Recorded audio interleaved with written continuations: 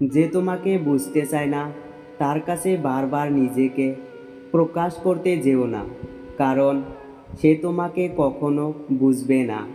বিনিময়ে তুমি অনেক কষ্ট পাবে। শারীরিক চাহিদা মেটানোর জন্য পুরুষের অভাব নেই, কিন্তু একটা পবিত্র সম্পর্ক টিকিয়ে রাখার জন্য যোগ্য মানুষের বড্ড অভাব।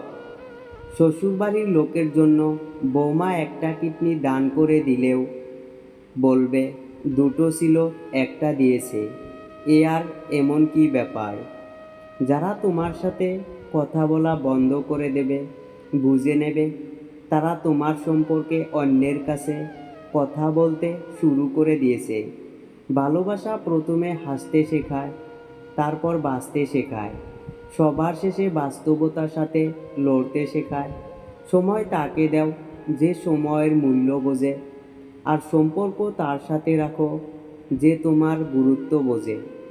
জীবনে দুই ধরনের মানুষের থেকে দূরে থাকো, ব্যস্ত মানুষ আর স্বার্থপর মানুষ। কারণ ব্যস্ত মানুষ নিজের ইচ্ছা মতো কথা বলবে, আর স্বার্থপর মানুষ নিজের দরকারে তোমার সাথে কথা বলবে। এখন আমি পুরানো হয়ে গেছি, তাই তো আর গুরুত্বটা আগের মতো নেই। সম্পর্ক এমন হোক যার উপর গর্ব করা যায়। কালকে যতটা ভরসা ছিল আজও যেন ঠিক ততটাই হয়। সম্পর্ক শুধু সুখ দুঃখের পাশে থাকা নয়, সম্পর্ক এমন হোক যেন কাছে না থেকেও কাছে থাকার অনুভূতি পাওয়া যায়। পৃথিবীতে সবচেয়ে মূল্যবান সম্পদ হচ্ছে সুখ, যার ক্রেতা সবাই, কিন্তু বিক্রেতা শুধু ওপরওয়ালা। ভালোবাসার জগতে যদি প্রাপ্তি বলে কিছু থেকে থাকে, তবে তার নাম বেদনা। নিজের মন খারাপ থাকলে নিজেই ভালো করতে হয়, কারণ আমি ছাড়া আর কেউ নেই। পৃথিবীর সবচেয়ে ক্ষুদ্রতম শব্দের দীর্ঘতম অনুভূতির নাম হচ্ছে মা।